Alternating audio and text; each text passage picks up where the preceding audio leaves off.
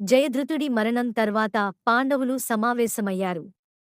ఆ సమావేశంలో కృష్ణుడు పాండవులకి ఏమని చెప్పాడు అంటే, ఈ ఒక్కరోజే ద్రోణాచార్యుడు మన పాండవుల సైన్యంలో 50,000 మందిని చంపగలిగాడు.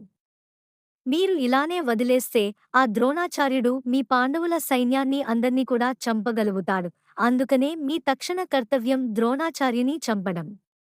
కాని అది అంత అసాధ్యం కాదు. మనం ఒక్క పని చేస్తే ద్రోణాచార్యుని చంపడం సులువు అవుతుంది అని చెప్పాడు.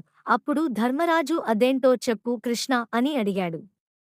అప్పుడు కృష్ణుడు నువ్వు రేపు ఒక అబద్ధం ఆడాలి. నువ్వు ఆడే అబద్ధానికి ద్రోణాచార్యుడు తన చేతిలో ఉన్న ధనుర్బణాలు అన్నీ వదిలేస్తాడు. అప్పుడు అతన్ని చంపడం సులువు అవుతుంది అని చెప్పాడు. అప్పుడు ధర్మరాజు నేను అబద్ధం ఆడాలా? అది ఎప్పటికీ జరగదు అని అన్నాడు. అప్పుడు కృష్ణుడు సరే ధర్మరాజా నువ్వు అబద్ధం ఆడొద్దు. అలా అని శత్రువుకి నిజం తెలియాల్సిన అవసరం కూడా లేదు. కృష్ణుడు ఆ ప్రదేశానికి ఒక ఏనుగుని తీసుకొచ్చారు. దాని పేరు అశ్వత్థామ అని చెప్పి భీముడు వైపు చూశాడు.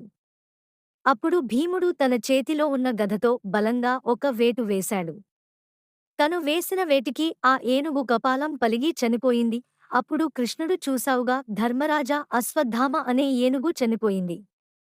నువ్వు అశ్వత్థామ చనిపోయాడు కాని ఏనుగు అనే మాట చిన్నగా అను. అప్పుడు అబద్ధం చెప్పినట్టు ఉండదు. అశ్వత్థామ పక్కన ద్రోణాచార్యులు లేని సమయంలో నేను సైగ చేస్తాను.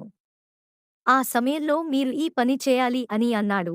15వ రోజు యుద్ధం మొదలైంది. ద్రోణాచార్యుడు అశ్వత్థామ ఇద్దరు కూడా పాండవులు సైన్యాన్ని చంపేస్తూ ఉన్నారు. సాయంత్రం అవుతుంది. శ్రీకృష్ణుడు ఎదురుచూస్తున్న సమయం దొరికింది. అది ఏమిటి అంటే ద్రోణాచార్యుడు కనుచూపు మేరలో అశ్వత్థామ లేకపోవడం.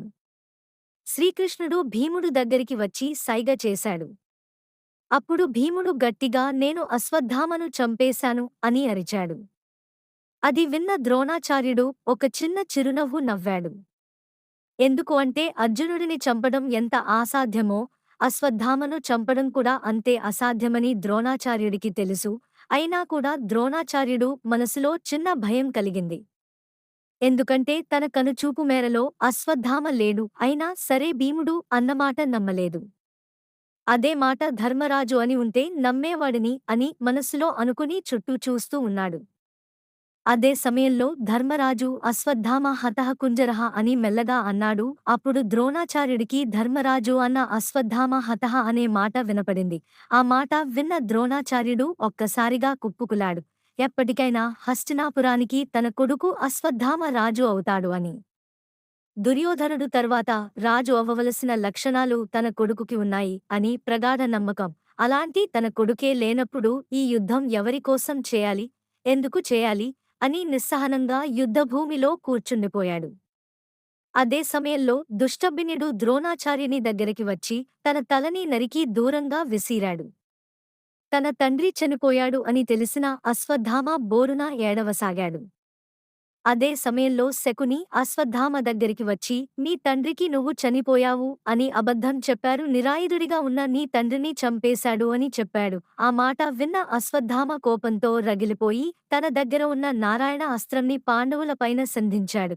అశ్వత్థామ నారాయణ అస్త్రాన్ని ప్రయోగించే సమయంలో కృష్ణుడు తన చేతిలో ఉన్న శంఖాన్ని తీసుకుని గట్టిగా పూరించాడు. శ్రీకృష్ణుడు చేసిన ఆ శంఖం శబ్దానికి పాండవుల సైన్యం అంతా కూడా తమ ఆయుధాలని వదిలేసి ఆ గుర్రాలు ఏనుగుల మీద నుంచి దిగి శ్రీకృష్ణుడితో సహా అందరూ నేల మీద పడుకున్నారు. అశ్వత్థామ ప్రయోగించి నారాయణస్త్రం ఆ పాండవుల మీద నుంచి వెళ్ళింది. పాండవుల సైన్యంలో కొంతమంది ఆయుధాలను వదిలేయకుండా ఉన్నవారు వాళ్ళు ఆ నారాయణస్త్రం జ్వాలలో రగిలిపోయారు. ఆ నారాయణస్త్రానికి కొన్ని లక్షణాలు ఉన్నాయి. అవి ఏంటంటే భూమి మీద నుంచి 2 అడుగులు పైన తర్వాతనే అది జ్వాలని రగిలించగలదు. అలానే నిరాయుధులపై ఆ అస్త్రం పనిచేయదు.